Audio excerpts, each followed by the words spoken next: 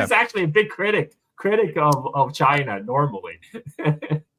He comes across as somebody who's a little bit more mentally stable than Gordon Chang, and he's able to make his points in a way where it sounds reasonable on the surface, but you're like, what the heck are you talking about?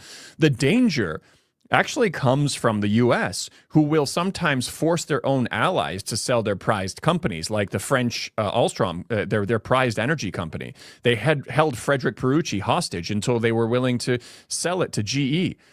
They regularly neuter their own allies when it's in their own interests. Can you still hear me? I'm not sure if I'm lagging. Yeah. I can hear you. Yeah.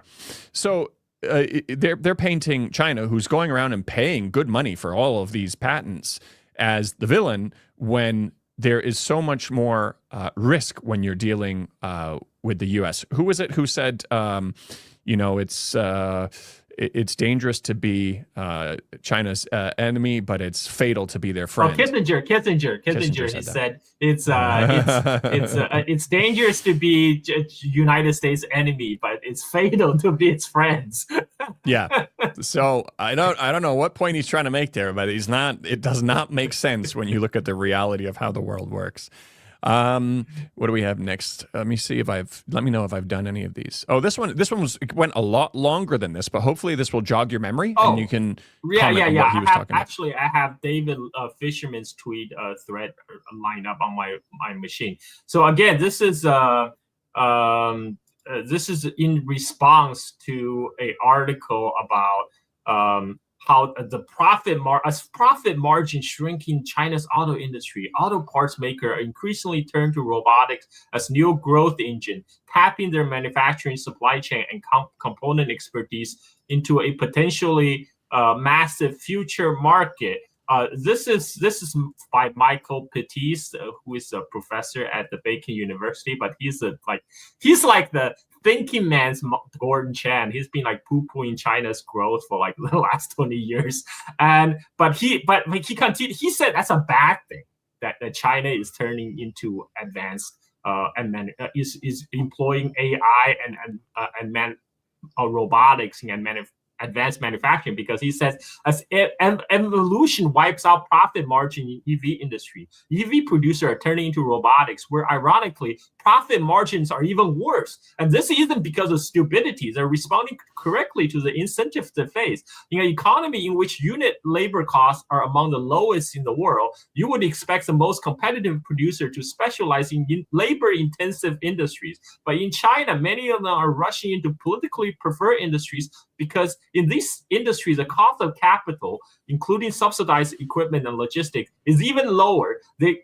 get unlimited credit as low rate with no hard budget constraint. Under these conditions, it's natural shift even more from labor-intensive industry to capital-intensive one. I mean, this is just wrong on so many levels, because first of all, China's wage labor has been rising steadily over the last 20 years. Now, the China's manufacturing labor cost is actually much higher than countries like Vietnam, India, much of Southeast Asia. Yet those industries are not leaving China, because China have figured out how to manufacture at scale and employing advanced technology into the manufacturing. What Michael Pettis is really saying is China should stick with labor-intensive industries like making shoes and toys for the United States.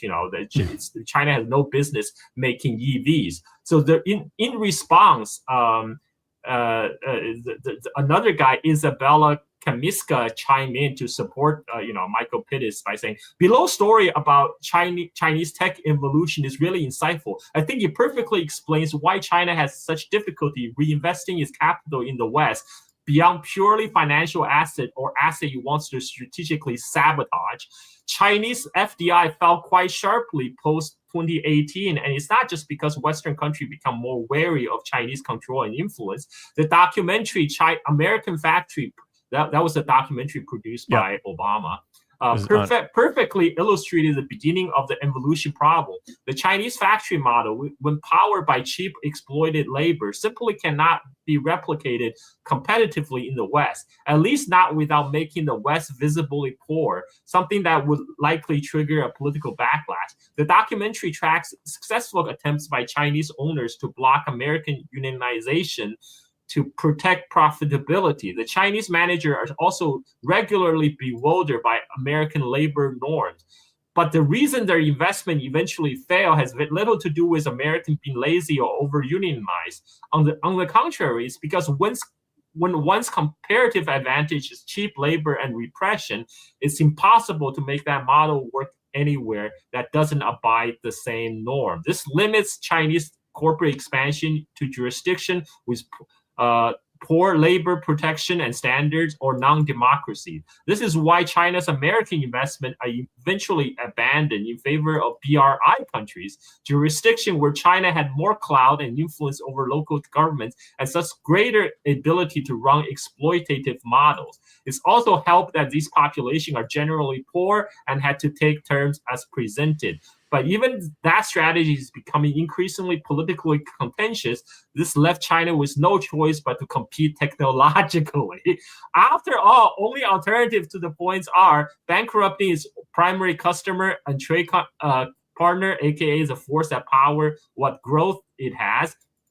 Number two, writing off the wealth you thought it had on the ground. It is no longer materializable, a move that essentially locks its own people into exploitative condition for the long term.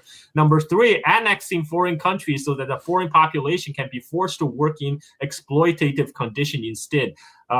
So far, China is opting for the technological path. But as the below story illustrates, the more China gives up on its true comparative advantage, large, cheap workforce, in favor of technological advances, the more likely it's going to turn into involution. And this is because without natural input cost advantage, it has to compete on an actual merit and non-human labor cost control. The problem for China is that simply shifting toward automation and technology is no guarantee of success, especially if its overall production is far more capital and energy intensive than the older way of doing things. It might not even guarantee greater efficiency, since foreign competition will no longer be put up by inability to emulate exploitative working practice their system won't tolerate. On the contrary, China will now be the one constrained by its own ability to adopt Western practices, notably the art of yielding to consumer feedback and power, cost control, and respect for hard budget constraints. This is a very common talking point about in the West about China's rise, how China's rise must be powered by slave labor. I have been hearing this since 1990s. I mean, it's the same talking point. Despite that, the Chinese working condition has improved drastically over the last 30 years. So David Litterman, who works in the Chinese energy sector, he wrote a whole Twitter thread to counter this argument. He said this argument keeps describing what China's actual source of competitiveness are, then treating those bad descriptions as explanatory. This is the problem.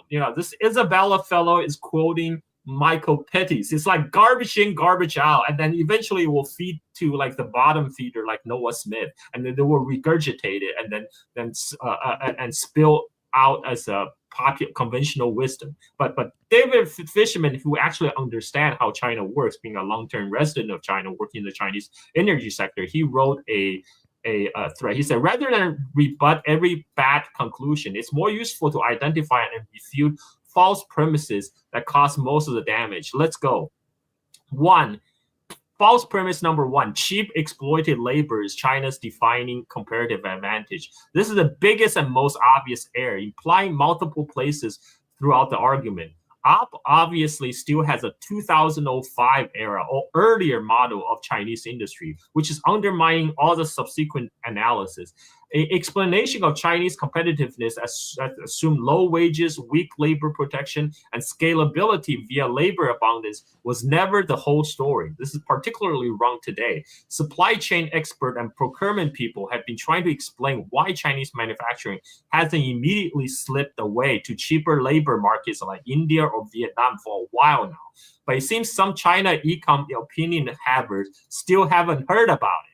More serious analysis today attributes Chinese manufacturing advantage to things like industrial cluster, supplier density, rapid iteration, economies of scale for capex, high quality infrastructure, strong national local government coordination, and extreme domestic competition, among others. If you refuse to acknowledge this, your argument will always keep circling back to unsophisticated caricature of low-cost labor exploitation. False premise number 2, industrial upgrading is some kind of forced pathology. This idea is particularly odd that China is forced into technology and innovation because its exploitative labor model doesn't work abroad. It's also completely backwards. Moving up the industrial value chain is what all mature industrial economies have done and try to do as their wage rise and their demographic shift. It's not some desperate last resort unique to China. Cultivating the technological and human capital to pursue such sector already indicate merit accumulated from prior generators of industrial activity and has been the explicit long-term goal from the dawn of China's modern industrialization. It seems that OP understand China's expansion into high-tech sectors like clean tech, battery, robotics, EV, as forced because China has run out of way to exploit cheap labor and now must compete on real merit rather than endogenous natural transitions. This is even a sillier suggestion. This is even a sillier suggestion that China not supposed to do these things because its comparative advantage lies elsewhere, cheap exploited labor. See false premises number 1. And false premise number 3, seeing FDI pattern being part of a moral story rather than just following normal institutional policy incentives. So there's a kernel of truth here. Chinese outbound FDI into developed world has declined, and firms do face genuine friction operating across very different regulatory, labor, and political systems. But OP then interpret declining Chinese FDI as proof Chinese firm cannot function in rich democracy, which is some classic motivated reason if I ever seen it. There's a long list of things you could and should look into first to understand why Chinese FDI might decline, including tightening Chinese capital control, increasing emphasis on deleveraging domestic firms, greater pressure and scrutiny from regulators in host countries, national security and geopolitics concerns, sector-level restriction, i.e. on fossil fuel investment, reduced appetite for risk from Chinese companies after a decade plus of often dubious return on their overseas ventures. Any one of these or combination thereof is a more empirically sensible way to understand why Chinese outbound FDI might slow down rather than this smug moral narrative. But why would we be interested in complexity and nuance? False premise number 4, Western industrial strength embody merit and morality. Chinese industrial strength embody low merits and immorality. Right at the end of that post, there was a singular chauvinistic implication that the West has some unique ownership over innovation, cost control, consumer feedback, or respect for budget constraint. That will pose a challenge for Chinese companies because they apparently are just too undisciplined and immoral to understand such things. So Chinese strengths are implicitly illegitimate or coercive, and Western strengths are neutral, normal, and organically meritocratic.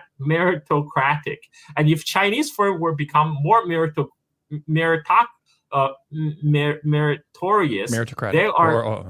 they're only doing so because they're forced to, not because of some natural institutional evolution. When you start to keeping a sharp eye for the civilization chauvinism from Western econ pundits, you will realize that it's everywhere. It's 2026. We're still pretending this is serious analysis instead of a chronic superiority complex in a trench coat. Premise number 5. The involution is a broad symptom of civilization disease in the Chinese industrial sector, not just a sector level phenomenon. We already seen a lot of misunderstanding of involution in Western punditry. I have previously been critical of how other European econ pundits have misused it, and now I realize all belongs to the same clique. So the repeated error is not surprising. Involution is not a broad diagnosis of China's modernization path. It shouldn't lazily be taken to mean too much competition or not enough reward for too much effort. It describes a specific phenomena in emerging specific sectors under specific conditions, which include overcapacity, policy distortion, and sluggish demand. Because the involution is not a catch-all description of China's economic industrial model, it can't mean industrial upgrading or automations are futile. In fact, diversifying into higher productivity activities seems to like a very sensible way to escape this kind of low margin trap that unabated involution threaten. So yeah, this post doesn't just get a few details wrong. It's constructed on a fundamentally mistaken model of how the Chinese economy works. It's rotten to the baseboard. Worst of all, if you think about it, there's literally nothing here that helps anyone to think about how to compete with China. It's all useless reassurances that China either cannot do what it's doing or that it can, but it doesn't count because it's not moral enough. No strategy, no model, no serious engagement with reality, just smug, self-congratulatory whining and cope. And this is, I mean, he said it better than I could. This is just copian, and it actually does not help the West compete with China in any way. It only offers a psychological comfort to think we are still morally superior to those inscrutable Oriental Chinese. But yeah, I mean, like, I don't know what you have to add to that. Yeah, no, I mean, that's pretty concise. Nobody can beat David on the way that he puts things together.